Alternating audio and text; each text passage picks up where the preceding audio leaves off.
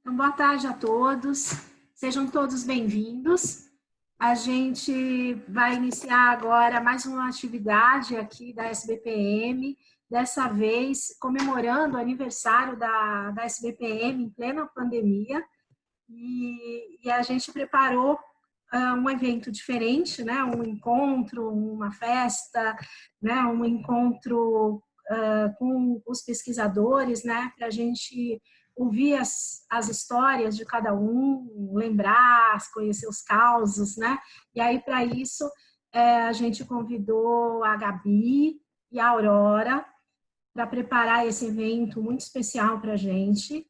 E eu gostaria de agradecer, né, a todos que aceitaram o nosso convite aí para contar as suas histórias, e também agradecer todo mundo que está aqui nos prestigiando, né, assistindo, né, e acompanhando essas histórias, tá? Muito bom, é um prazer estar com todos vocês aqui.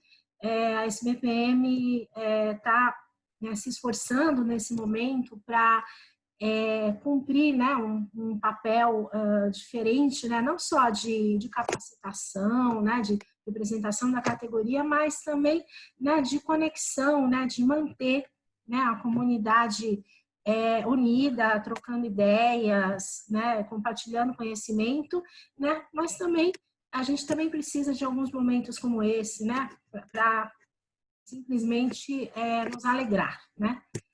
Tá? Nos emocionar. Então, sejam todos muito bem-vindos. Vou passar agora a palavra, né, para a Aurora e para a Gabi, para elas contarem para a gente como é que vai ser a dinâmica do evento. Vamos aproveitar. Obrigada.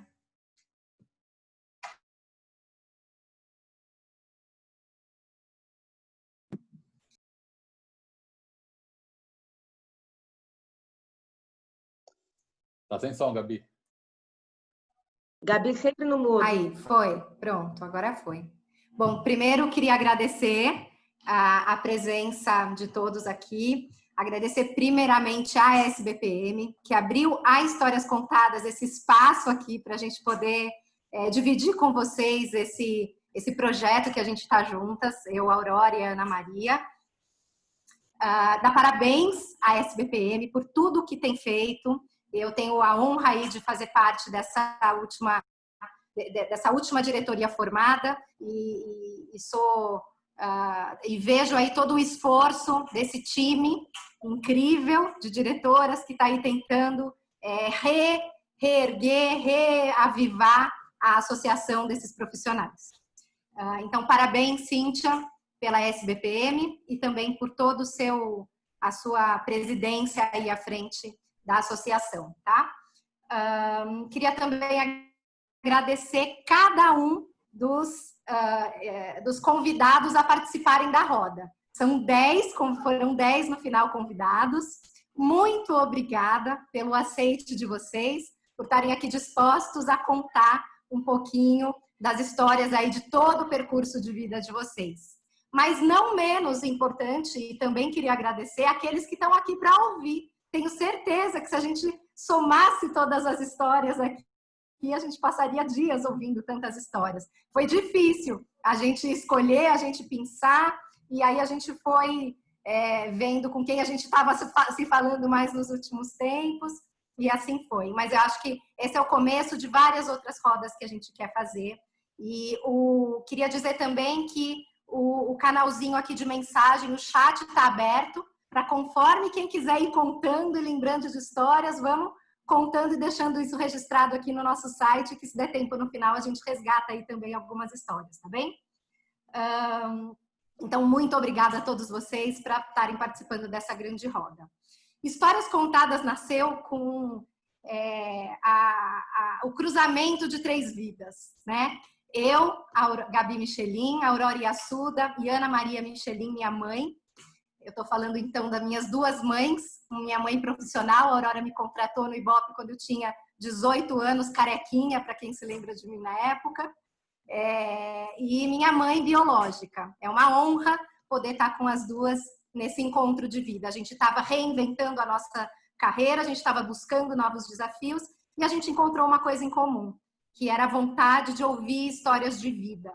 E daí nasceu Histórias Contadas. Hoje a gente tem alguns produtos, a gente com Histórias Contadas também continua atendendo a alguns clientes, né, do mercado corporativo, e a gente acredita mesmo que as histórias de vida têm um poder de reavivar, um poder de valorizar quem conta a história, a personagem principal das histórias, um poder para quem ouve, de ouvir esse legado e poder ter todos esses aprendizados, e um poder social, de transformação e de construção de uma história social, tá? Então, é por isso que Histórias Contadas está aqui, trazendo um pouquinho dessa experiência nesse aniversário da SBPM. Então, agora eu passo a palavra para a Aurora. A gente vai fazer 2 rodadas. A primeira rodada é de como as pessoas começaram, entraram no mercado de pesquisa, como é que o bichinho da pesquisa picou cada um que está aqui, como é que fortemente as pessoas se mantiveram nesse mercado. E depois a gente vai querer ouvir na segunda rodada os fatos curiosos, os causos, aquelas grandes histórias que tenho certeza que todo mundo tem, tá? Aurora, então, passo a palavra. Mais uma vez, muito obrigada. Bom, boa tarde a todos e a todas. Eu queria realmente agradecer a SBPM por essa oportunidade de estar fazendo essa live, né, em comemoração aos 39 anos da SBPM, né, nessa condição de pandemia, que realmente eu acho que se fosse em outra situação a gente estaria fazendo uma festa no Café Piu Piu, né? Mas eu acho que vai ser uma coisa bem diferente e acho que vai ser bem legal, né? Eu também queria agradecer a Gabi, porque Histórias Contadas realmente nasceu da generosidade da Gabi, que me considerou a mãe profissional e juntou com a Ana Maria, que é a mãe biológica dela, para montar esse projeto de Histórias Contadas. E realmente agora eu estou praticando mais o meu lado direito do cérebro, aí, tentando entrar numa coisa mais emocional, mais sentimental, coisa que ficou meio abalado ou meio camuflado durante todos esses anos, né? E Histórias Contadas a gente resgatou principalmente pela a questão da história contada em roda, porque a roda é muito simbólica, né? O Zoom permite essa roda, mas vamos pensar que a gente está numa roda e compartilhar a roda é uma coisa muito importante. E a gente foi resgatar lá nas tribos indígenas ou mesmo nos povos primitivos, que realmente ninguém começa a vida do dia sem se sentar em roda em volta da fogueira ou em volta fazendo alguma roda na tribo para contar o que vai acontecer no dia, o que vai ser feito no dia. Então, realmente, histórias contadas, principalmente aquela história que vem da emoção, que vem da memória, é uma coisa que tem um poder extraordinário. Eu tenho certeza que nós temos hoje mais de, sei lá, somar a história de todo mundo, nós temos mais de 400 anos de histórias, né? Mas só temos, no máximo, 2 horas e pouco para estar fazendo esse evento. Então, nós temos que dar um espacinho pequeno para cada um. Então, combinado que a gente vai ter é de, em cada rodada, cada um ter 2 ou, no máximo, 3 minutos para cada uma das questões que a gente for colocar, né? E então a primeira questão, a primeira coisa que a gente está colocando é como é que começou a trabalhar em pesquisa, né? Muita gente fala, inclusive, assim: eu caí em pesquisa por acaso. A gente ouve muito falar isso, né? Então a gente quer saber o que aconteceu que você caiu em pesquisa e qual foi o bichinho que te mordeu, como a Gabi diz, o que fez com que você continuasse a trabalhar em pesquisa. Então, eu vou começar comigo, tá? Então, em 1969, com 17 anos, a Aurora entrava nas Ciências Sociais da USP, na cidade universitária. Depois, foi a primeira turma que foi para a cidade universitária, depois que a Maria Antônia foi invadida pelo CCC e aquele prédio não existia mais. E aí, imagina eu, com 17 anos, entrando na USP, em Ciências Sociais, totalmente deslumbrado por aquele movimento estudantil, virando gente grande, né? E foi essa a vida. Só que, naquela época, eu morava com os meus pais para lá do Horto Florestal, que basicamente naquela época era como se fosse uma zona rural. Eu pegava o ônibus Jaçanã, cidade universitária, 2 horas para ir, 2 horas para voltar. Então, meu sonho, na verdade, primeiro era morar no CRUSP, mas o CRUSP foi fechado. Então, eu tinha que morar na República, numa República mais perto, tal, e tinha que arrumar dinheiro. E aí, o que eu fui fazer? Eu fui fazer entrevista. Eu realmente comecei fazendo entrevistas no campo. A princípio, era para arrumar dinheiro para ir morar numa república, mas também eu tinha um objetivo. Eu queria ir para Machu Picchu, no Peru, pelo Trem da Morte. Todo mundo dos anos 70 foi no Trem da Morte para Machu Picchu. Eu também, né? Então, meu primeiro trabalho como entrevistadora foi no Moinho Santista, com hábitos e atitudes de tricô e crochê. Veja só, né? E era um questionário de mais ou menos 50 páginas, imenso, só para carregar o questionário, era um peso danado. Eu subi e descia aquelas montanhas, aquelas ladeiras lá do Tucuruvi, da Vila Gustavo, toda aquela parte da Zona Norte. Eu era muito Caxias, fui até mordida por cachorro, porque eu fui seguindo o mapa, e tinha que seguir aquele mapa, e fui mordida por cachorro. Fiz tudo tão direitinho que, de repente, eu fui contratada para fazer a codificação, a tabulação, que na época era de pauzinho, né? E fiquei lá por um tempo. Era um estudo que demorou 2 anos, 3 anos para ficar pronto, para vocês terem uma ideia. Nunca foi apresentado, porque era um absurdo, né? E é isso. E aí, essa foi o meu começo. Então, com o dinheiro das entrevistas, eu fui para Machu Picchu, né? Imagina meu pai e minha mãe com os cabelos em pé, uma menina de 18 anos indo para Machu Picchu, depois que entrou em Ciências Sociais na USP, né? Despirocou, né? E aí, como é que eu continuei? O que me fez continuar? A gente sempre fala, você tem que trabalhar no que você gosta.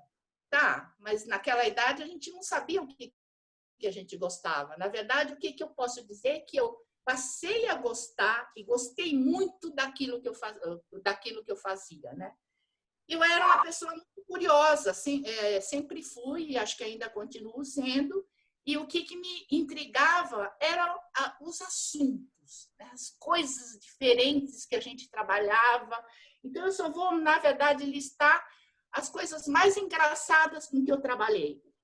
Teste de coleira de pulga para cachorro, estudo de flatulência, imagina, um estudo aprofundadíssimo sobre flatulência, problemas digestivos, remédio de ronco, anti-ronco, né? Que a gente precisa saber quem que ia entrevistar, né? Porque o que estava dormindo não vai saber se roncou mais ou roncou menos, né? Todos os estudos de hábitos de lavagem de roupa, hábitos de limpar a casa, como é que faz maionese caseira, e as questões dos hábitos regionais. O maior espanto quando eu via que no Nordeste se comia mandioca, batata doce no café da manhã, se colocava extrato de tomate no feijão, né? E, enfim, e que no Sul se falava chimia de bergamota, né? E eu falava, meu Deus, o que é isso, né? E a gente foi descobrindo que era geleia de tangerina, enfim, tudo isso. Então, é isso, tá? E agora vamos ver o segundo contador de história aí. Vamos começar pelo Zé. Pessoal, deixa eu só fazer uma interferência. A Aurora se emocionou e passou do tempo. Vamos tentar cumprir o tempo de 3 minutos. Vamos lá, Zé.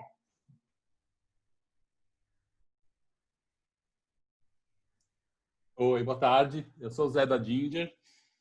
Eu sou um daqueles que caiu em pesquisa. Eu sou formado em Ciência da Computação. Trabalhei 5 anos na área de desenvolvimento de software. Odiei, achei aquilo um horror.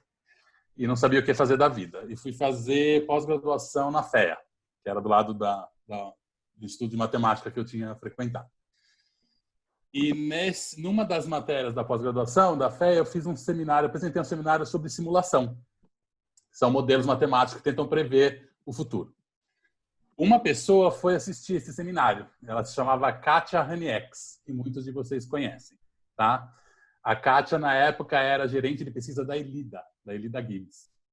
Eu nunca tinha visto a Kátia, foi uma outra pessoa que levou ela lá, e ela foi falar sobre o uso de simulação na Unilever, que eram os modelos Vista, modelos de previsão de vendas.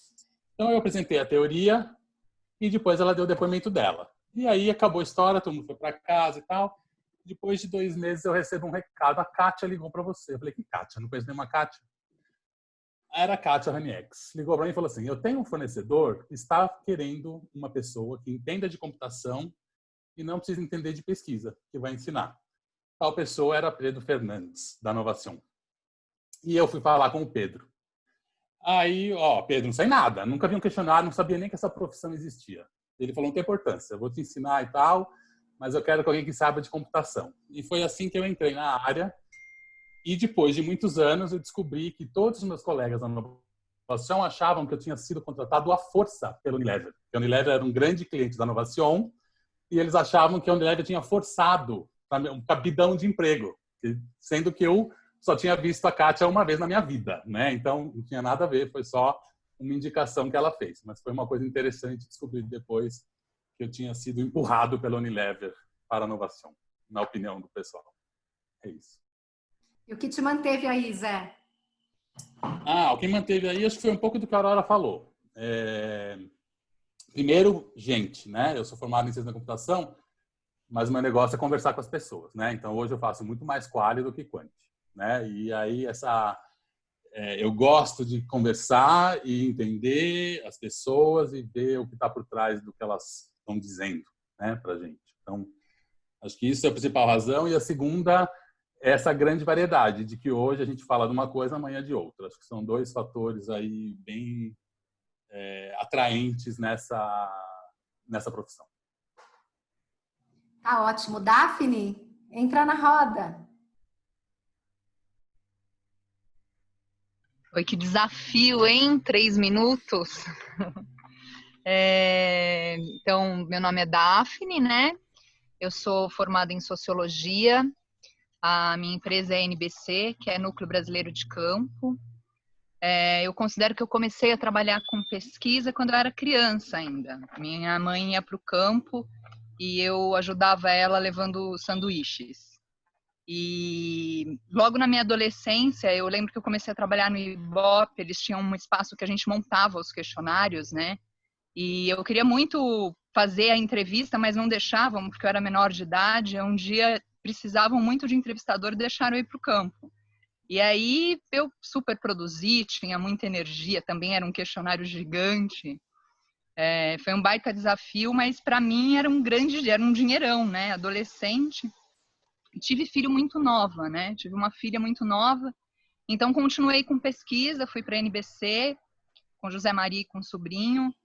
E ao longo dos anos fui fazendo várias funções, né? E chegou um momento que as multinacionais entraram no Brasil. A gente tinha muito projeto, mas aí nesse momento que as multinacionais entraram, a gente diminuiu muito, né? E nessa fase o Zé Maria faleceu. O sobrinho entrou numa tristeza muito profunda e resolveu montar uma fábrica de tijolo em Fortaleza. E daí ele me falou, você quer ficar com a NBC? E até então eu nunca tinha parado para pensar na minha vida o que eu queria fazer, né? Eu tinha que sustentar minha filha e sustentar minha casa, então eu trabalhava porque aquilo me dava o dinheiro que eu precisava para me sustentar. E nesse momento eu entrei numa crise existencial. Eu comecei a me questionar o que eu gostava de fazer, né? Eu gostava de planta, gostava de bicho, gostava de criança, mas eu não sabia como ganhar dinheiro com isso, né? E aí, no meio dessa crise existencial, eu me dei conta que eu queria contribuir, colocar minha energia no mundo para tentar ser útil, né? Fazer alguma coisa que eu achasse que estivesse contribuindo. No meio dessa crise, eu conheci o Rubens Hanum, na SBPM, me convidou para ser diretora da SBPM. E aí eu percebi que as organizações, elas são... É a partir das organizações que a gente pode gerar mudanças sociais palpáveis, né? Então, eu ali dentro da SBPM, com a NBC, comecei a perceber que eu gostava de gente, que eu gostava de gerenciar, que eu gostava de me relacionar, e que dentro da NBC, tendo uma empresa minha, eu poderia escolher os clientes para os quais eu fosse trabalhar, então eu poderia escolher clientes que estavam buscando qualidade, e eu podia trabalhar com as pessoas e praticar coisas que eu valorizo, né? Que honestidade, transparência, comprometimento, garra, cuidado. Então, eu achava que tudo isso ali no campo, gerenciando projetos, eu podia colocar em prática. Né? Então, eu me dei conta que naquele meu pequeno universo, eu podia, de alguma forma, contribuir. Né? Então, foi isso que me fez continuar com pesquisa. E hoje a NBC é uma empresa cheia de plantas, eu consegui colocar plantas lá, um ambiente saudável, as pessoas trabalham com satisfação. E a partir de projetos de pesquisa, eu acho que eu consigo colocar em prática os meus valores no mundo. Então, é isso que me faz trabalhar com pesquisa. Que ótimo, Maravilha, Daphne. Muito Daphne. bom. Muito bom. Vamos então passar a bola para o Rubens, já que a Daphne falou dele. Bom, obrigado pelo convite. Parabéns à SBPM pelos 39 anos. E deixa eu contar para vocês. Bom, eu sou Rubens Zanum, administrador de empresas da H2R, Pesquisas Avançadas. Comecei lá na época da Aurora, um pouquinho antes, acho que em 68, por aí. E aí eu comecei também meio, como dizem, por acaso, mas eu comecei na garagem de um amigo meu, que nós estávamos fazendo um trabalho de escola, aí veio um entrevistador fazendo um teste de cigarros. E eu fumava, peguei lá para testar e perguntei para ele como é que fazia aquilo que ele estava fazendo entrevista. Ele me deu o endereço, na época era a Azimark, que ficava lá na Major Sertório, uma coisa assim.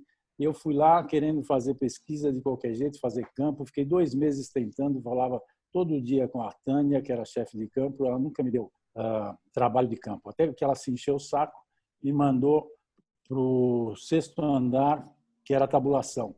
Vai lá falar com o Álvaro Marque.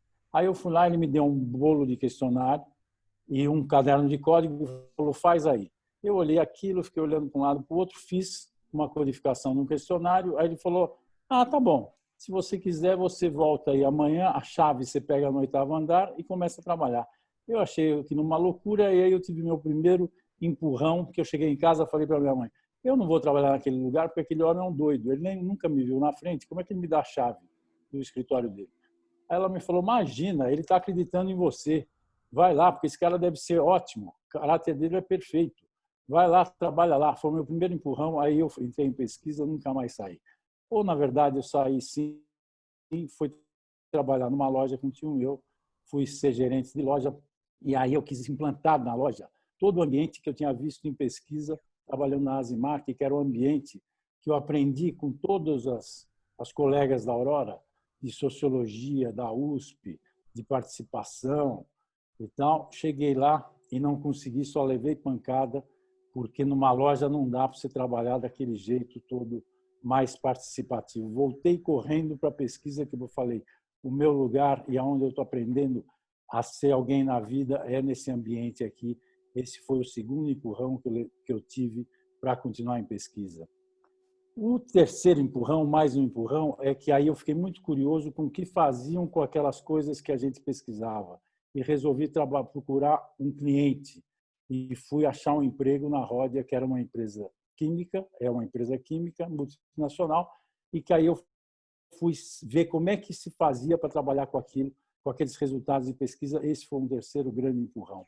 E o quarto empurrão, eu diria que quando eu montei a H2R não era para ser pesquisa, porque eu achava a pesquisa muito chata, aquele negócio de pesquisa eu já não aguentava mais, e era muito pouco criativa, até a hora que eu tive um aluno na ESPM, na verdade, e que falou, eu quero contratar uma pesquisa, mas eu quero você. Eu falei, eu não faço mais pesquisa, a H2R não faz. Ele falou, mas eu quero você. Eu falei, desde que você deixe fazer a pesquisa do jeito que eu quiser. Ele falou, me faz a proposta. Eu fiz uma proposta, uma coisa absolutamente diferente, muito mais criativa. Ele falou, pode fazer. Aí eu voltei para a pesquisa e foi o último empurrão, e aí realmente nunca mais larguei de fazer pesquisa. E é meio por aí. Obrigado. Obrigada, Rubens. Quem gostaria? Vamos lá, Flávia. É que eu estou ouvindo um monte de coisa bacana, o Rubens falando de pesquisa, e eu me sinto viciada no mundo de pesquisa, mas eu vou chegar lá, pegando um pouco da carona do que o Zé falou e do que a Aurora, os dois falaram, dessa curiosidade e o amor pelo bate-papo, né? Eu também tenho uma essência qualitativa, porque eu sou jornalista de formação, então eu comecei a investigar, eu diria, mais no final da faculdade, né? Que a minha tese era sobre o jornal Pasquim, então eu ia para a Biblioteca Nacional do Rio de Janeiro ver os rolos, ver como era feito o Pasquim, entrevistei o Ziraldo, entrevistei o Jaguar, e eu estava achando aquilo muito bacana, totalmente diferente do meu estágio, porque eu era anarquista, né, também. Eu era estagiária como jornalista de um site de saúde, mega careta. Eu já fumava, já bebia naquela época, eu não me identificava com aqueles papos de saúde que eu tinha que escrever. E aí, quando chegaram as minhas férias, eu queria dinheiro para o carnaval. E vi que falava-se no Rio de Janeiro, tem um freela aqui para fazer transcrição. Eu falei, pô, transcrição, ninguém me explicou o que era, né? Que era para ouvir e, de fato, escrever o que estava sendo dito. Quando eu peguei aquela transcrição e ninguém me explicou do que se tratava, era para uma operadora, hoje eu trabalho numa operadora, e eu só ouvi a história ruim assim, na entrevista, né? Todo mundo choramingando, reclamando da operadora. E quando eu entreguei a transcrição, eu entreguei uma análise. Eu não transcrevi. Então, eu ganhei um esporro da moderadora, que tinha que fazer a análise, e ganhei um emprego. Era um emprego na Qualimétrica, um instituto de pesquisas pequeno no Rio de Janeiro. Eu ganhei um emprego e me colocaram no CAT para fazer pesquisa de satisfação, também para operadora. Olha como o mundo dá volta. E eu, gente, eu estou aqui levando porrada no CAT, né? Todo mundo reclamando para mim, eu sou uma mera pesquisadora. Não entendia direito ainda esse conceito de pesquisadora. E as minhas entrevistas de satisfação, né? Que era um questionário fechado, que era para durar tipo 5, 7 minutos, demorava meia hora. Porque eu queria entender, mas por quê? O que você fez? O que te falaram? Nananã. Aí o dono dessa boutique me tirou, Flávia, vem cá. Você está fazendo errado, mas você está fazendo certo, mas é certo num outro lugar. E me jogou na área qualitativa. Eu já comecei a achar aquilo, agora eu estou no lugar certo. Comecei a entender o que era pesquisa, mas aí eu ainda estava no Rio de Janeiro, um balneário, né, gente? Então, eu fiquei nesse instituto 3 anos, com um volume de trabalho que em 6 meses a Millward Brown me deu todo aquele volume de 3 anos, né? Porque a minha carreira foi praticamente na Millward Brown, sinto uma saudade danada daquele tempo, porque aí eu cheguei na Millward sem saber pronunciar Millward, né? Eu cheguei em São Paulo, eu vendi um carro que o irmão tinha me dado, eu cheguei aqui com R$5.000, eu falei, vou entrar no site da ABEP, porque também alguém cantou a bola para mim, porque eu não tinha ideia do conhecimento de pesquisa de mercado, e a ABEP tinha divulgado um ranking de institutos para trabalhar. Eu acho que a Millward estava no 2º ou no 3º desse ranking. Enfim, eu fui ligando do 1º ao 5º instituto, a Millward me recebeu, foi bem, o RH, e aí eu fiz uma... Já estou acabando. Terminar, pode ter. Aí, quando eu entrei na Millward para ser quadro de assunto e fazendo o que de fato eu gosto, conversando, investigando, eu fui abandonando aos poucos a minha carreira de jornalista e fiquei. E aí fiquei e não saio mais, porque vicia, né? Acho que é um pouco do que o Rubens falou. Esse negócio vicia. Hoje eu dei a volta, estou como cliente, mas confesso que ainda sinto falta dessa variedade de áreas de investigação, né? Que uma consultoria ou um instituto te dá. Acabei meu tempo, Gabi. Vicia, né, minha filha? Gabi tá muda, Gabi. Microfone, Gabi. Vicia, né? Saudade da etnografia, né, minha filha? Também tô com saudade da etnografia. Obrigada, Flávia, queridona, por todos. Duílio, vamos lá? Fazer o desafio dos 3 minutos. Vamos lá, vou tentar ficar em 3 minutos, porque a história é longa. Eu, em 80, entrei na faculdade e eu sempre quis trabalhar com pesquisa. Era uma coisa assim que eu sou muito curioso, então eu acho que a única forma de canalizar essa curiosidade seria ouvir as pessoas e descobrir coisas sobre empresas, produtos e tal. Só que eu não tenho um perfil para fazer ciências sociais e muito menos psicologia. Então eu fui fazer administração de empresas na PUC.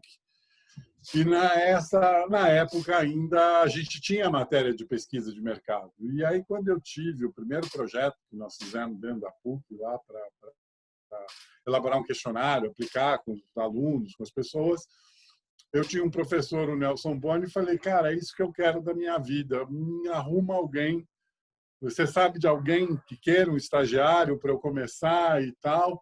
Aí ele falou, nossa, eu tenho um aluno que já está terminando, se formando, e ele me pediu para indicar alguém, e essa pessoa era o Roger Anderfirren, filho do Anderfirren, que era o diretor de marketing da Nestlé, que era, nossa, você imagine o figurão que era essa pessoa, né? Aí eu liguei para o Roger e falei, olha, eu queria, assim, o Boni me indicou tal, e fui conversar com o Roger lá na Audi Marketing, que ficava na rua Xavier de Toledo. E o Roger conversou comigo um tempo, acho que ele gostou, e falou assim, você tem tempo? Eu vou te apresentar uma pessoa que é a minha chefe, eu gostaria de que você conversasse com ela. E aí a Laura Castelnau, que está aqui nos ouvindo, que me proibiu de falar isso, mas, Laura, eu preciso contar, tá? Me entrevistou também, e eu fiquei com ela um tempo, batendo papo, conversando, e também uma entrevista para estagiário não é uma coisa muito longa, né? E aí ela falou, você me dá um tempinho que eu vou ali e já volto. E aí ela voltou na sala com o Roger, eu lembro, tinha 21 anos, a Laura tinha 11, tá? Ela era prodígio. E ela falou assim, você pode começar na segunda-feira? Eu falei, lógico que eu posso. E aí eu comecei lá na Audimart, que hoje é o painel de domicílios do Kantar, né? Que foi uma coisa fantástica. E o meu primeiro treinamento de campo, que eu fui ver como que se fazia a coleta de tudo, o Roger me mandou para domicílios de classe DE. Então, eu tomei um ônibus, fui até o final do ponto final. Uma coisa, eu levei quase 3 horas para chegar em Ermelim do Matarazzo. E aí comecei a ver como era o esquema das operadoras pegarem o das Timbim lá e ver o que tinha sido consumido, os produtos com etiqueta que já tinham sido comprados e tal.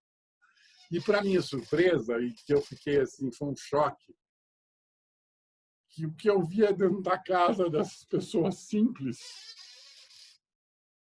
era melhor do que eu tinha na minha casa. E eu falei, meu, mas que país é esse que a gente vive, né?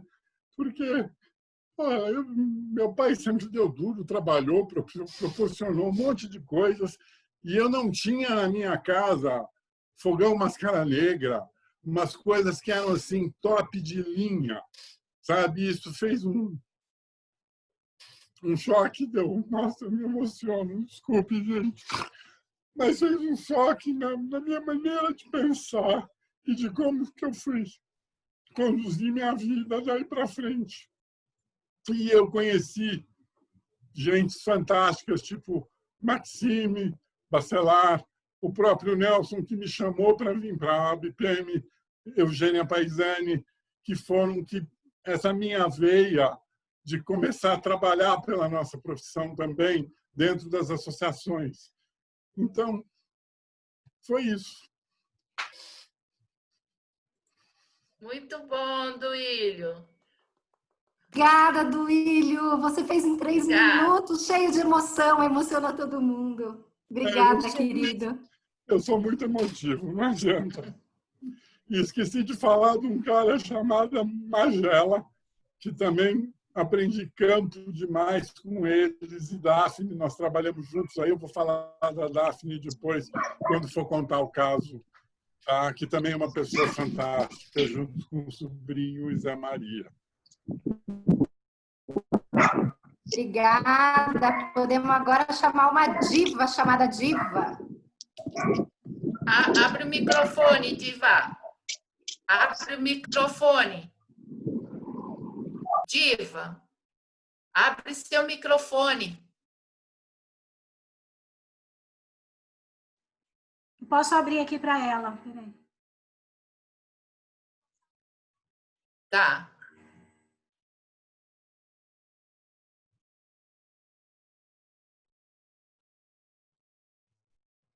Não estou Ô, conseguindo. Diva, precisa abrir o microfone. Não estou conseguindo abrir o microfone dela. Ô, Diva, abre o seu microfone que a gente não está ouvindo. Eu acho que ela já entendeu, Aurora. Deixa ela. Vai tentando, só que chama Dulce. Vamos, Dulce. Oi, todo mundo. Muito bom ver tanta gente querida. Dá para ouvir? Dá. Dá. Bom, eu também fiz ciências políticas e sociais. Um monte de comunista nesse grupo, né? Só que eu fiz em São Caetano, no IMES, onde eu tive a sorte de conhecer um professor peruano fantástico chamado Alfonso Trujillo Ferrari, numa época em que havia ainda a matéria metodologia e técnica de pesquisa nos cursos. Esse cara me deu o primeiro pontapé, ou a primeira influência positiva para gostar dessa profissão. Depois disso, eu fui para a USP fazer uma especialização em Sociologia do Desenvolvimento. Tive a sorte também de cruzar com Fernando Henrique Cardoso, voltando do exílio, ainda desdentado, muito magro, com a Ruth Cardoso, que eram os professores daquele curso, com umas aulas muito concorridas, maravilhosas, e que davam para a gente realmente uma motivação incrível para essa área. Falavam muito de pesquisa. E depois daí eu acabei me metendo com um monte de atividades de pesquisa, inclusive participei do primeiro congresso de sociólogos que aconteceu no estado de São Paulo. Nessa época eu conheci a Clarice Herzog, a Eugênia Paisani, também começando ainda as carreiras, e a gente começou a tomar gosto por essa atividade. Eu era secretária na Ford naquela época. A Ford não tinha mulher trabalhando em nenhuma outra função que não fosse secretária, eu era secretária. E eu me candidatei ao programa de trainee, mas disseram que era meio impossível para a mulher conseguir um posto de trainee, futuro gerente. Eu fui reclamar para o presidente, que não pôde dizer, né? Era proibido por lei dizer que ele fazia discriminação feminina, né, de gênero. Então, ele me mandou para o único gerente que aceitava a mulher no seu departamento, o seu Gilberto Lanhoso, gerente de pesquisa de mercado. Ou seja, foi e não foi muito por acaso, foi por sorte também. Gilberto também foi um super professor. Na época, com a Ford, a gente fazia aquelas famosas clínicas de automóvel, umas mega pesquisas. Tinha a sorte de trabalhar com os melhores institutos na época, o INESE, a LPM e o IPOM. E eu e o Maxime Castelnau tivemos uma grande empatia desde o início. E o Maxime me convidou para trabalhar com ele. Ele era sócio do Paulo Pinheiro, que ficava no Rio. E o Maxime era um cara sonhador, falava muito em encontrar as variáveis que afetavam o market share. O IPOM não era só um instituto ad hoc, ele tinha vários ramos, né? O Audi Market, que fazia painel de consumidor, o Audi Vendas, painel de varejo, concorria com o Nielsen, o Audi TV.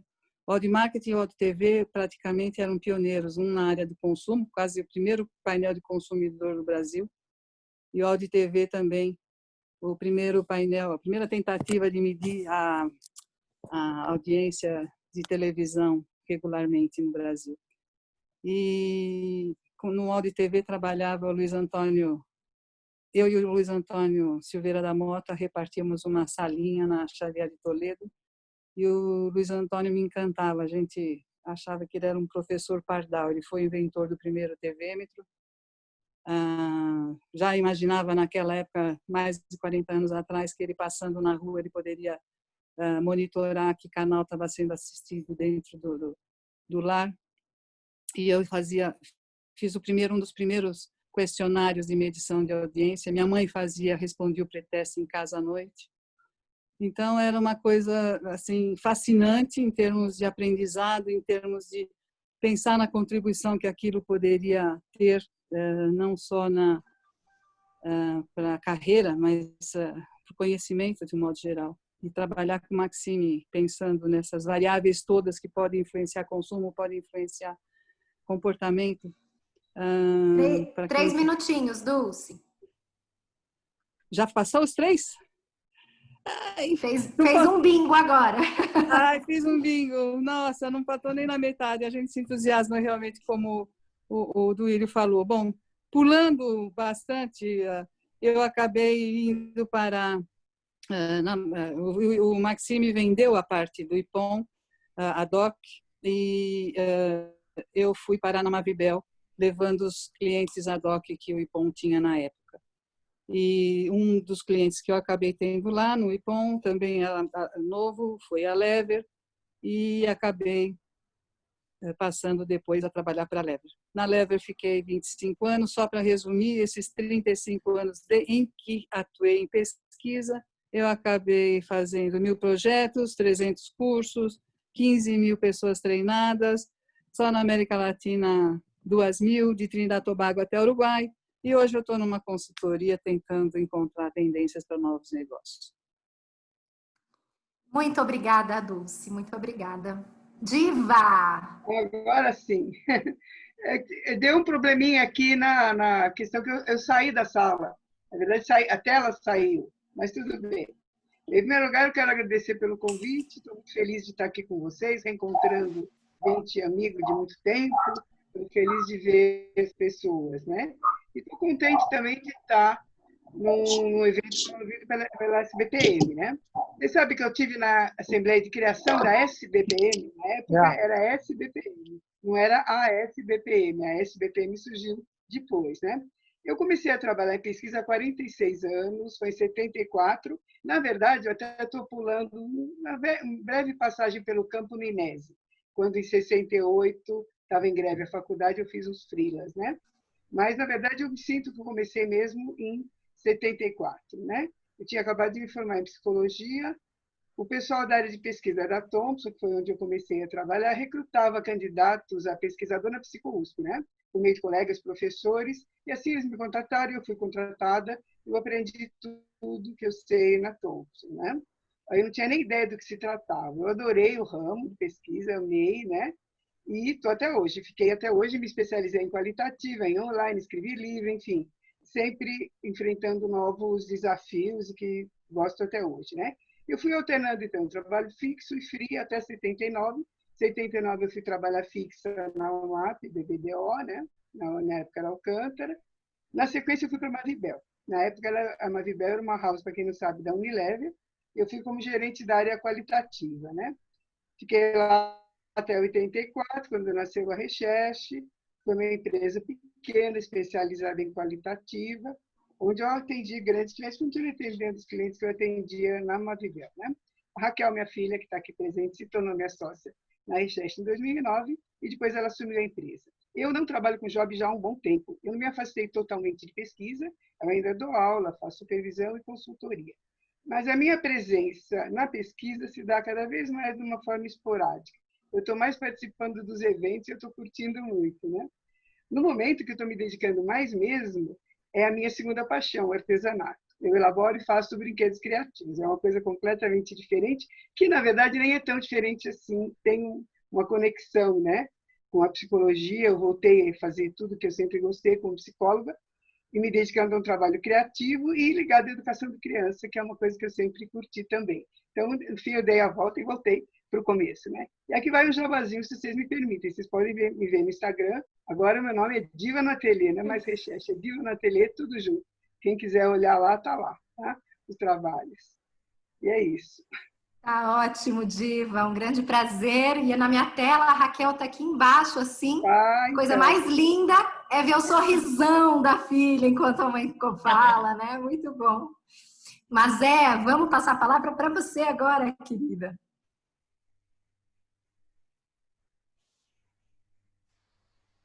Pronto. Bom, boa tarde a todas. Eu quero agradecer muito, né, esse convite de vocês para que eu veja, reveja e ouça esse pessoal tão importante que a pesquisa me deu. Todos amigos. Então, eu agradeço também por ser um evento da SBPM, que eu participei da diretoria da SBPM desde a gestão da Célia Lopes, lá atrás, depois veio Raquel Moreno, depois do Rubens, né, Rubens? A gente trabalhou bastante junto. Vocês estão me ouvindo? Muito bem. Ah, que bom. Bom, então, eu comecei a minha jornada de pesquisa de uma forma totalmente diferente, porque eu tinha também na década de 70, né, eu tinha acabado de ter um filho, precisava muito trabalhar, e aí eu acabei indo para uma agência, e a agência falou, olha, tem um lugar que está precisando de uma datilógrafa, que era datilógrafa, tá? Então, mas faz tanto tempo que eles pediram essa vaga que eu acho que nem vai servir mais. Mas você quer tentar ir lá? É na Alameda Lorena. Tudo bem, eu morava em Guarulhos. Fui lá e era a demanda.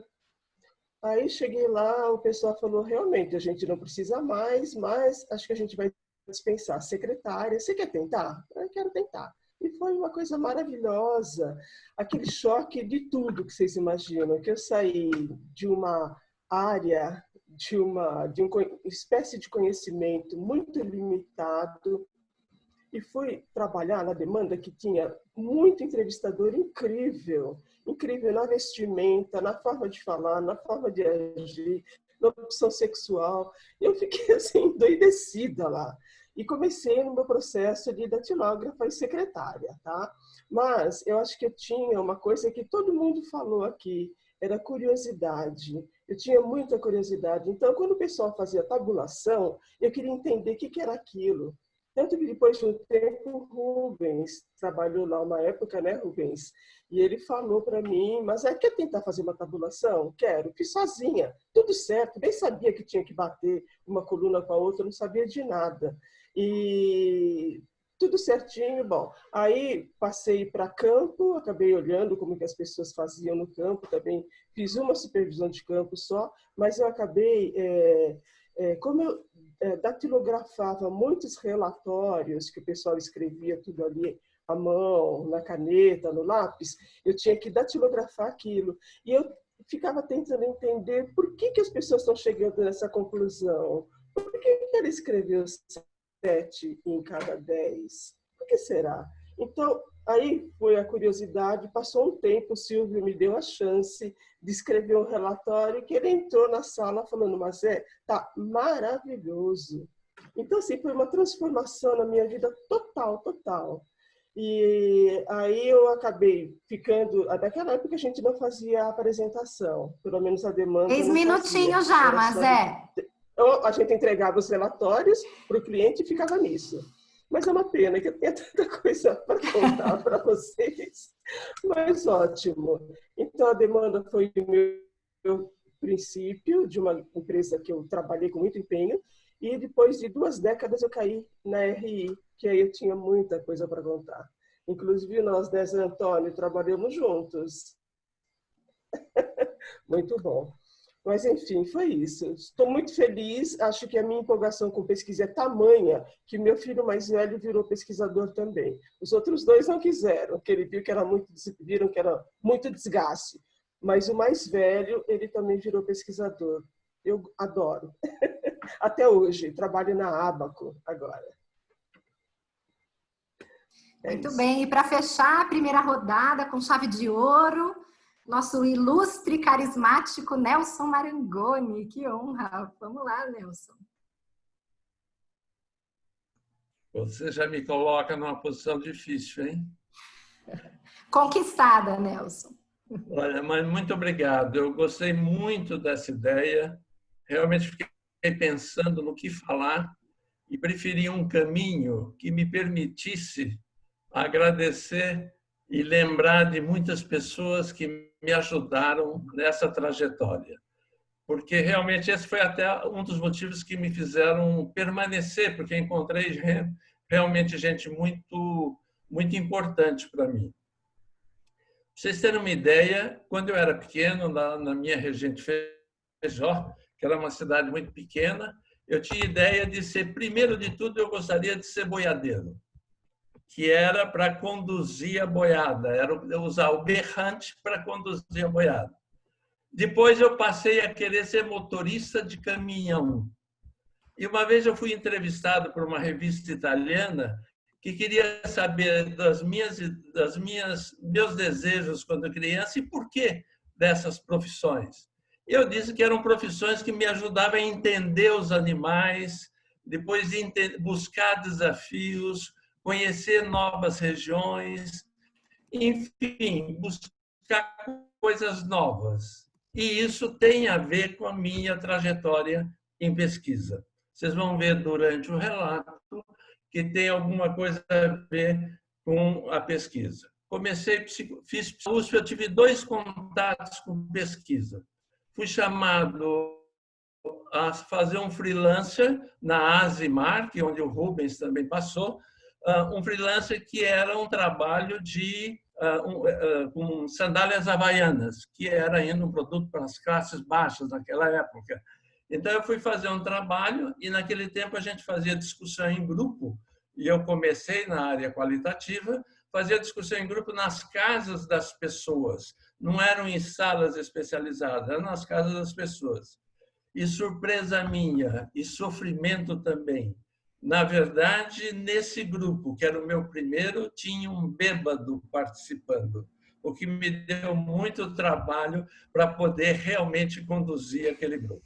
Agradeço aí o Chiro, a Raquel Moreno, que realmente, e até o Nelson Raul, que me levaram a fazer esse trabalho. Depois eu tive contato com um professor, Cláudio Willer, que além de poeta, professor de filosofia, ele tinha uma pequena empresa de pesquisa e falava nas aulas muito em pesquisa. Então, eu também me interessei por esses trabalhos que ele fazia. Então, terminei psicologia, abri uma clínica junto com outras 10 pessoas e deixei pesquisa de lado, não aparecia. Aliás, quando eu estava na universidade, nunca tinha ouvido falar em pesquisa. Era pouquíssimo conhecida naquela época. Também faz mais de 50 anos, né? Então, realmente, muito pouco conhecida. Então, entrei em psicologia, terminei o curso, uma outra pessoa que abriu a clínica comigo me chamou porque a Thompson estava precisando de um homem. Esse era o critério, homem. E, realmente, eu era um homem. Então, eu fui participar do processo de seleção, fui contratado para a Thompson. A Thompson tinha um departamento de pesquisa chamado Axioma. Então, aí começou minha carreira, de fato, como pesquisador, fazendo pesquisas qualitativas. Eu só fazia discussão em grupo. A Thompson resolveu fechar essa empresa, dedicar-se ao core business dele, que era a propaganda, então deixaram essa parte de pesquisa para 5 pessoas. Uma delas saiu conosco, a Aurora, eu seria a segunda, a Marisa a terceira, o Ney a quarta e também a Rosa Grandisca a quinta. Aí começamos as reuniões, como é que ia ficar essa empresa, porque ficaria para nós. Mas eu realmente desisti.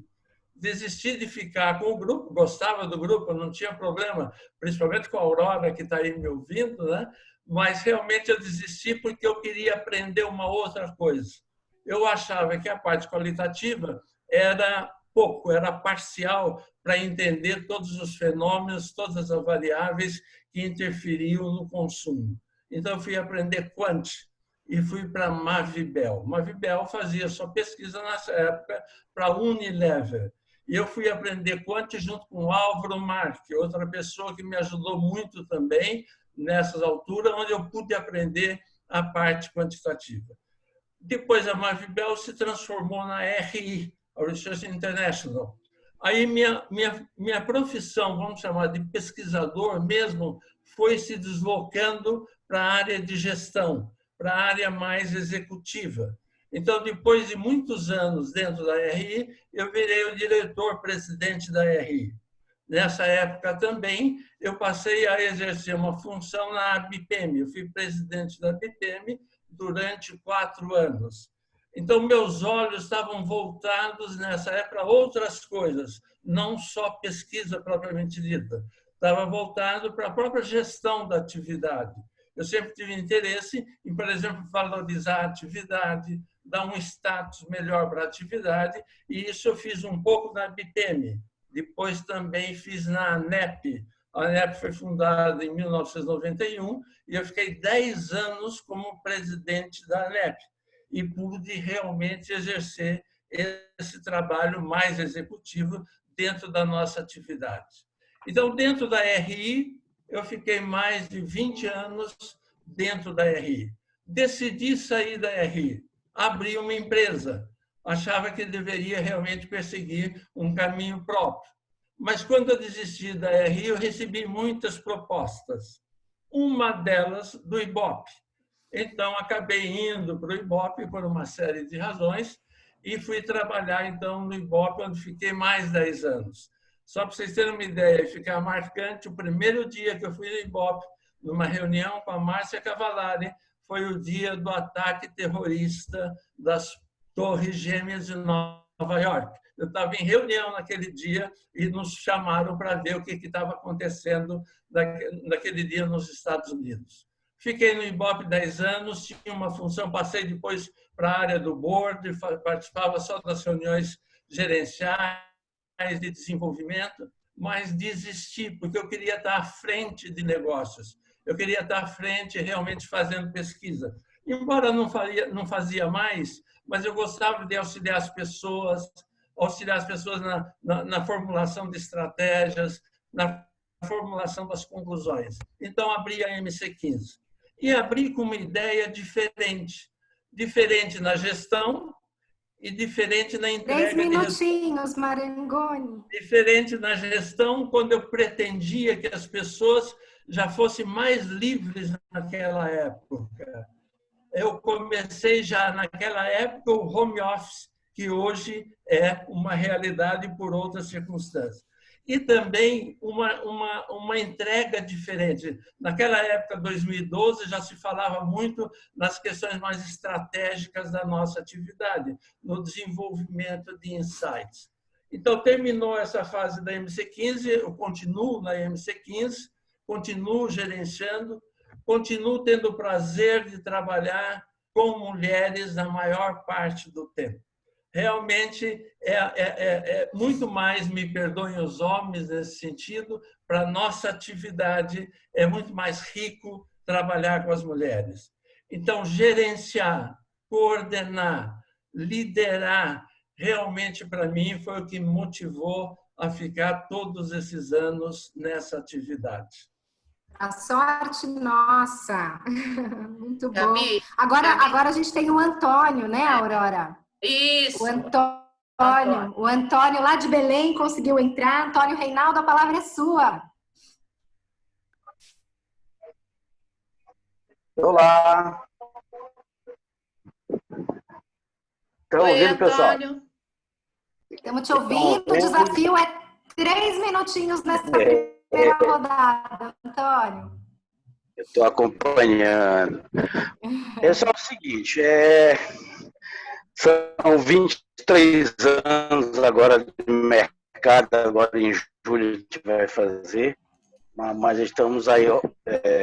Na verdade, minha história, eu vim de banco, trabalhei em banco, depois passei no concurso da Receita Federal, virei funcionário público, e trabalhando na Receita, quer dizer, um emprego para o resto da vida, mas aquilo me incomodava. Trabalhar em serviço público me incomodava. Eu sempre fui uma pessoa que gostava muito de trabalhar para coisas minhas. E eu vim de mercado, quer dizer, eu vim de banco, onde a gente suava bastante, de cumprimento de metas, etc. Eu entro na Receita Federal e vejo aquele marasmo de funcionário público, aquela coisa angustiante. E na faculdade, eu tinha uma matéria no curso de economia que era econometria. E essa matéria trabalhava muito com gráficos, análise de tabelas, de montagem de gráfico, uma análise geral, e eu sempre gostei de matemática e sempre gostei de estatística, sempre me identifiquei com isso.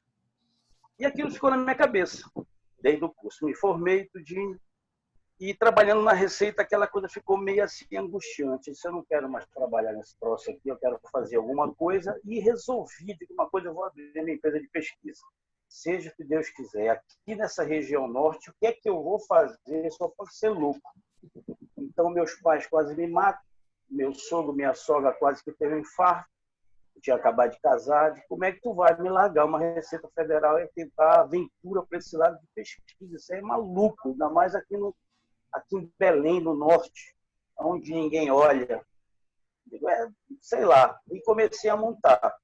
E agora, como é que eu vou fazer agora para aparecer para o mercado? E agora, meu Deus, como é que eu vou fazer esse processo aqui todo? Então, na época, eu ainda era jovem e entrei no Conselho de Jovens Empresários no Pará.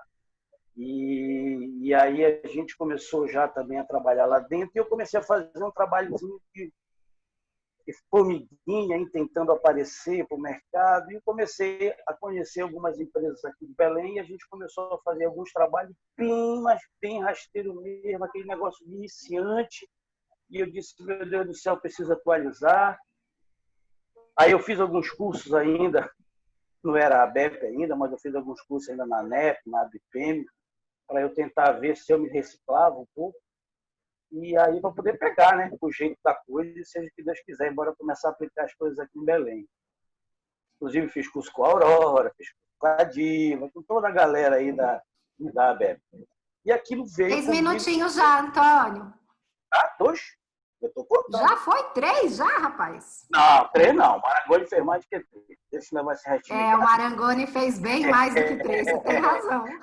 Aí eu peguei, então tudo bem, né? Então foi esse processo, foi que aí eu consegui, junto a vocês aí, no caso a BPM, a NEP, a BEP, eu fui começando a me entregar por aí com vocês, interagir, levantar parceiros, e aqui em Belém é impossível a gente viver, literalmente, produzindo pesquisa para clientes daqui de Belém.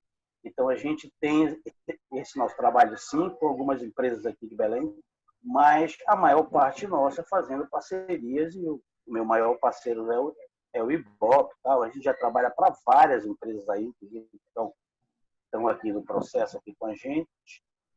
E aí a gente conseguiu, então, através disso, sobreviver até agora com essas parcerias que nós temos aí e os nossos clientes aqui. Mas é isso aí. É como diz a Mazé, é muito pouco. 23 anos tem que falar muita coisa. Imagina. Tá ótimo. Aí. Mas vamos lá.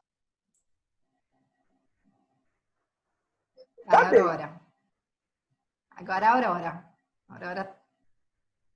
Aurora? Já terminamos a primeira rodada, vamos passar para a segunda rodada, então, que a gente vai contar. Também olha, já passamos muito do horário, né? Vamos tentar ser o mais breve possível.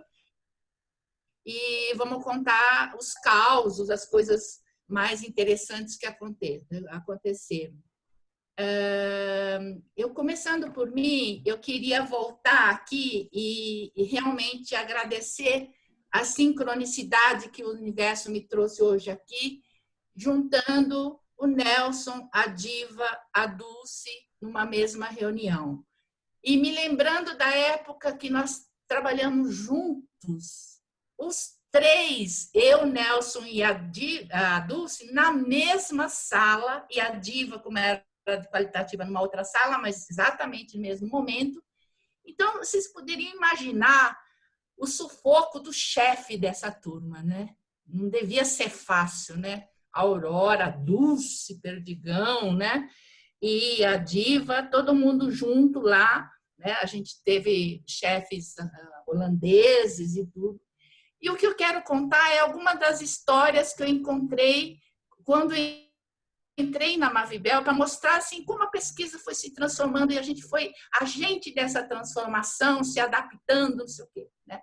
Quando entrei na Mavibel, acho que fazia 2, 3 meses que a empresa tinha virado Mavibel, mas era Indústria Gessilever. Tanto que a moça pediu, olha, posso te registrar daqui um mês? Porque aí eu já te registro como Mavibel e não como Indústria Gessilever.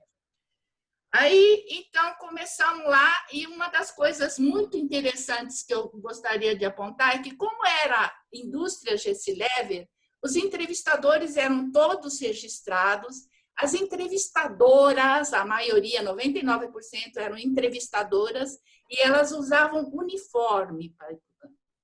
Elas usavam uniforme e só trabalhavam até as 5 horas da tarde, né?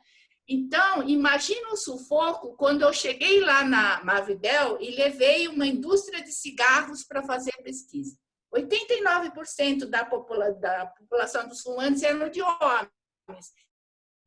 Então, meu campo não acabava nunca, porque o campo, os entrevistadores, a coisa que aconteceu lá, que eu acho que é interessante falar, na verdade é assim, tudo era coletado, tabulado, mas tudo tinha uma coisa que tinha que ser datilografado.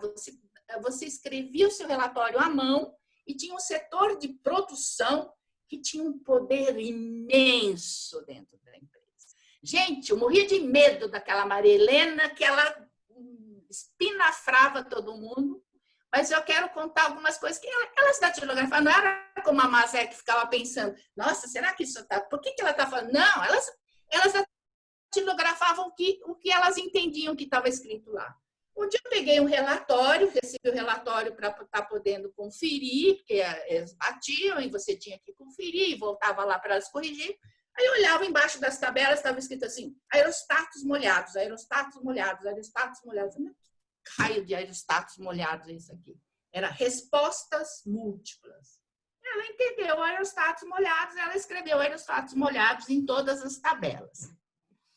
E realmente a Mavibel foi uma grande escola para mim, porque me fez lidar com essa criatividade, com essa adaptação que me levou a vida inteira em relação a todas as transformações que eu acompanhei, né? Foi lá que eu ouvi falar de round robin, blind test, branded test, e falava assim, de estudo de herbicidas. Nossa, que horror! Herbicidas, na época, logo pós Guerra do Vietnã, você falar de herbicida, a gente fazendo estudo de herbicida, enfim, tinha uma série de coisas aí que eram muito... E na questão do processamento, tinha uma coisa muito engraçada. Como é que podia sair tabela que você somava, não dava a base vinha de outro lugar e os dados vinham de outro lugar. Então, você tinha que checar não só a base, como os dados, porque vinham de duas coisas diferentes.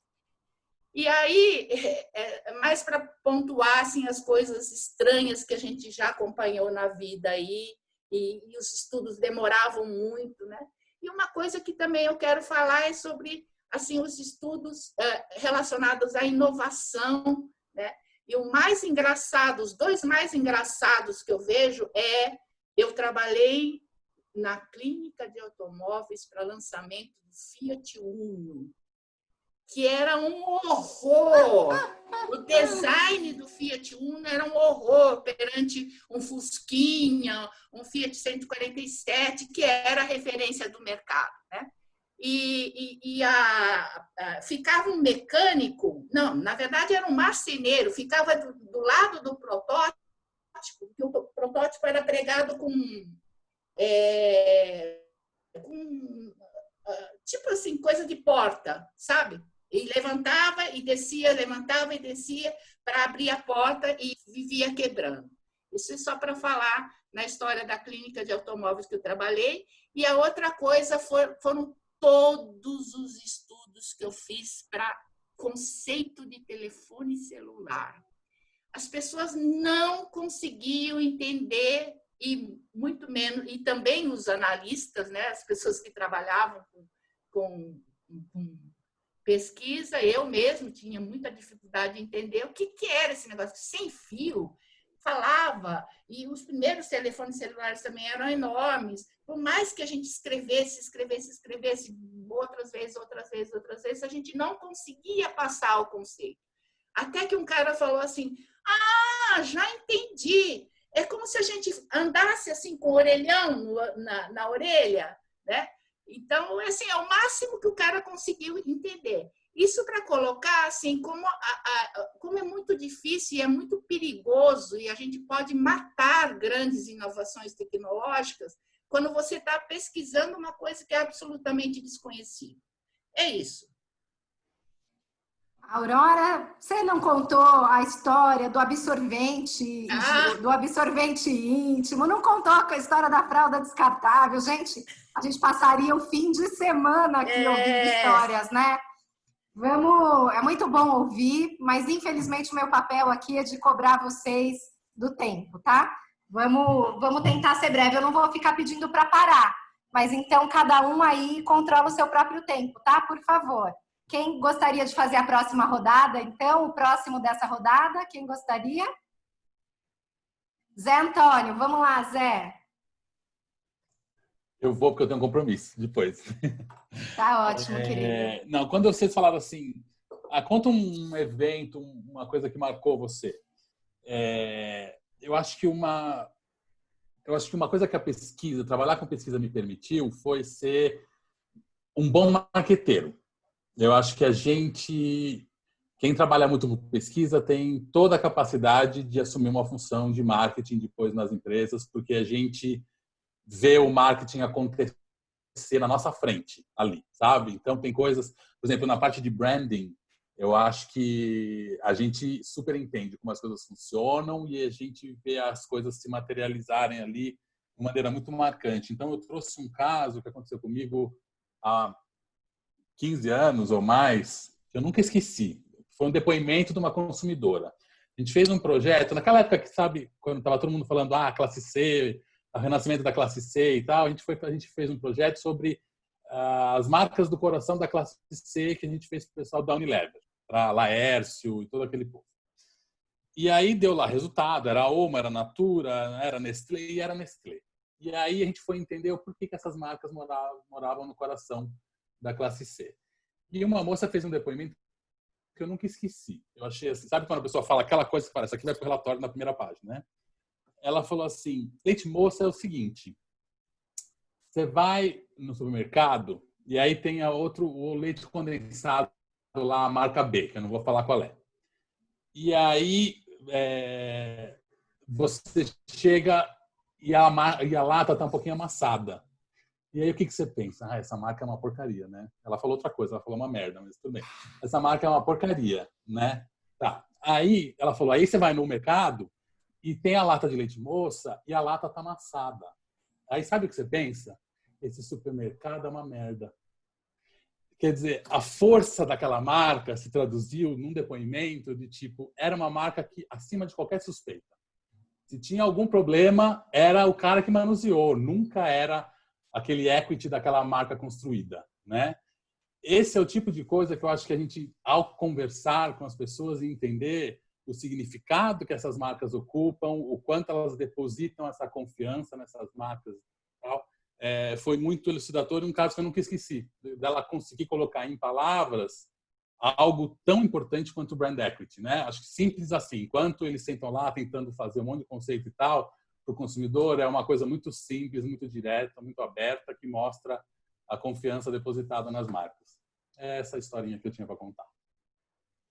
Tá ótimo, Zé. Também cheio de histórias, né? Eu lembro que na Ginger a gente tinha ideia de fazer um caderninho com as boas dos entrevistados, né? História também de muitas por aí. Duílio, vamos lá. Vamos lá.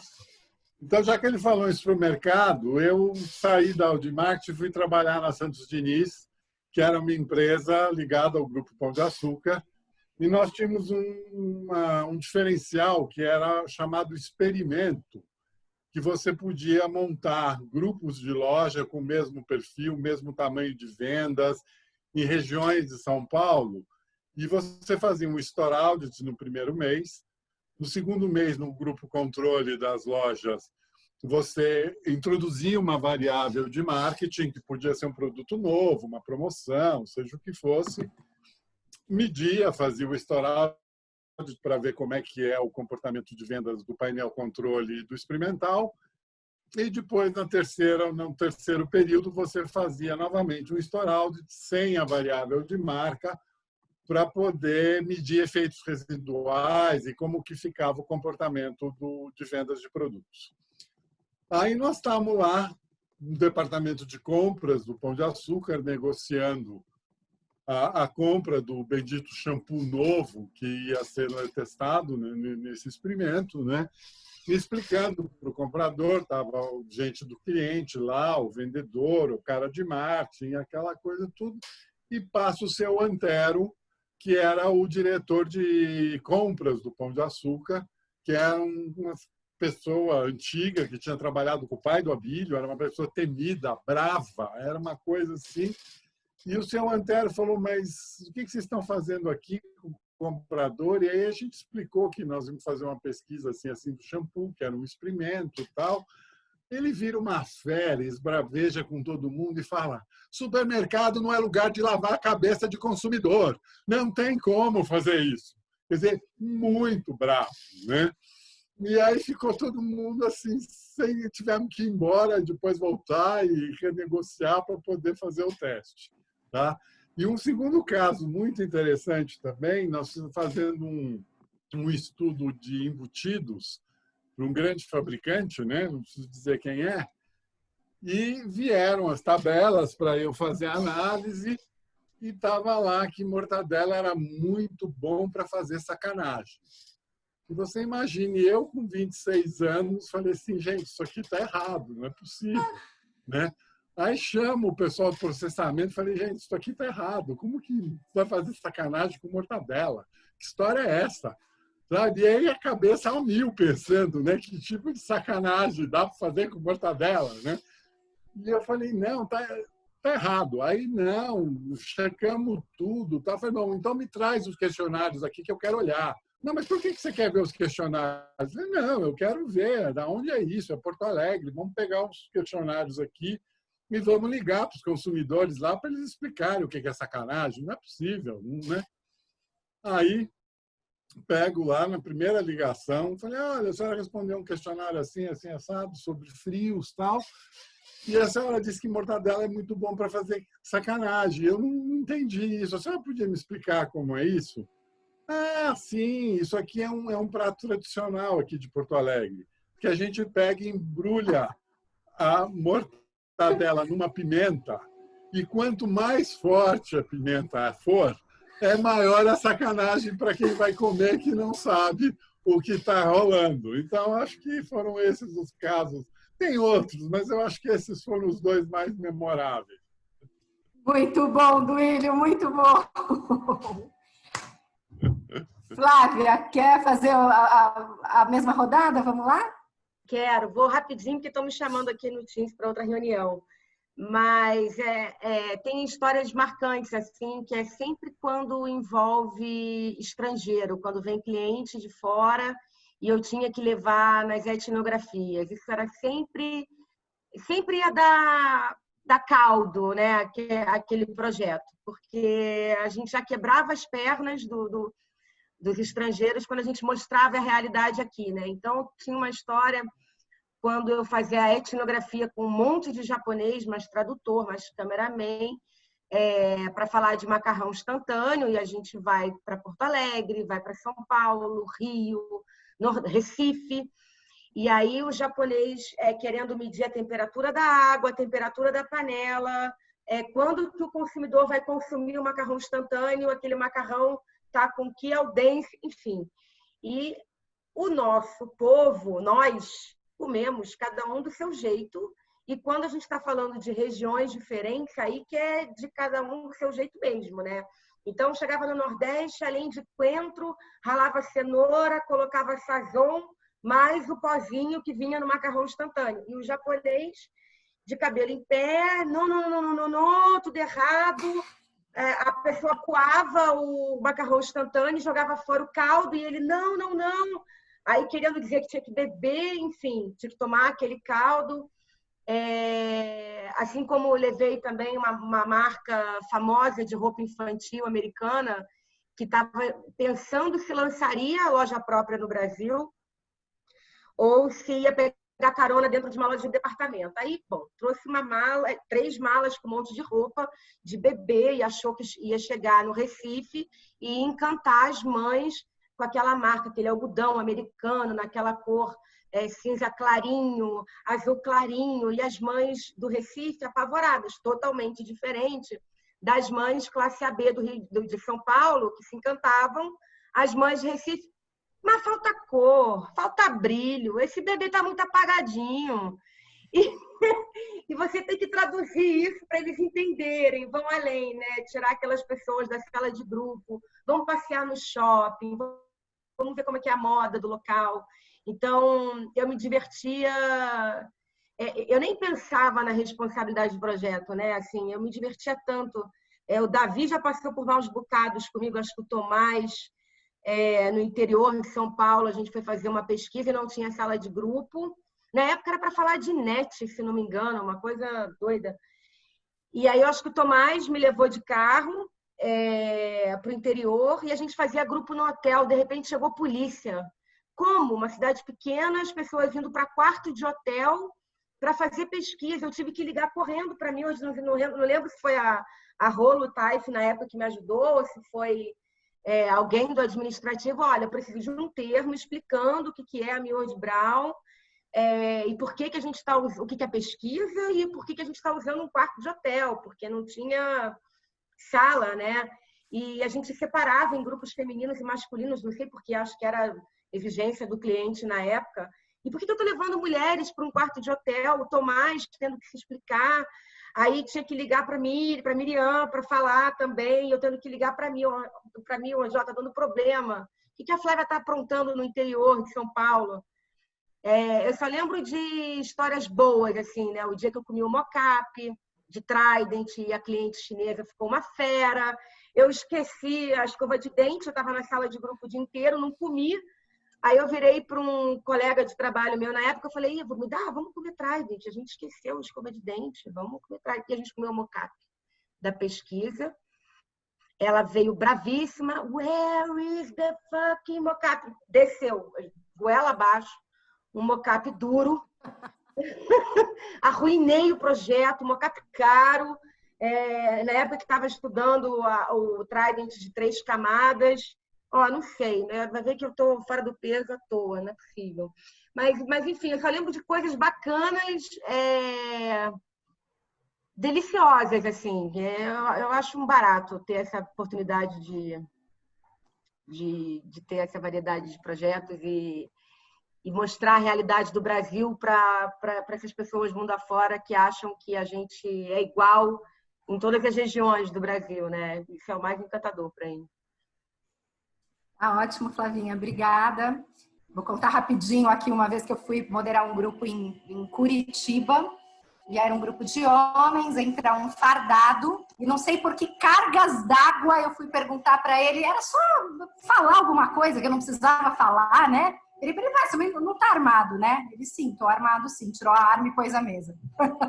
O grupo passou inteiro com a arma do homem em cima da mesa.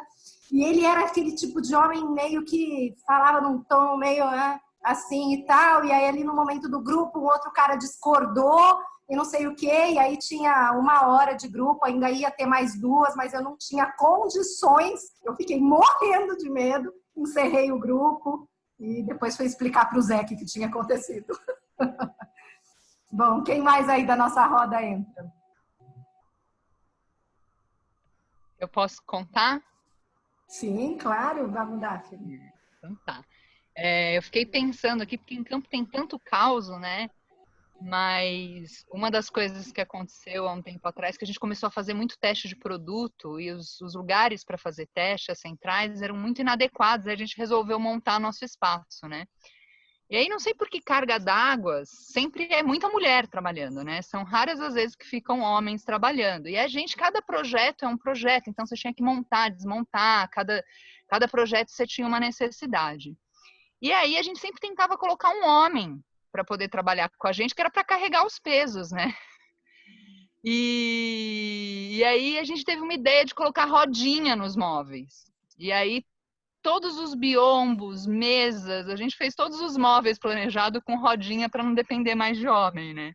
E aí hoje, toda vez que a gente vai mudar um móvel de lugar, a gente olha para as rodinhas, destrava as rodinhas e tem essa piada interna. E aí, junto com o grupo, a gente vai tentando ver que homem também é importante, né? Não é só para carregar peso, tem outras coisas que a gente precisa deles, né? E aí, uma delas que eu fiquei lembrando aqui agora, que foi um caso que acabou de acontecer aqui nessa conversa com vocês. Que logo quando eu comecei a fazer supervisão, o sobrinho sempre falava que ele sempre chamava a nossa atenção para a gente fazer as coisas que o cliente ia ver, né?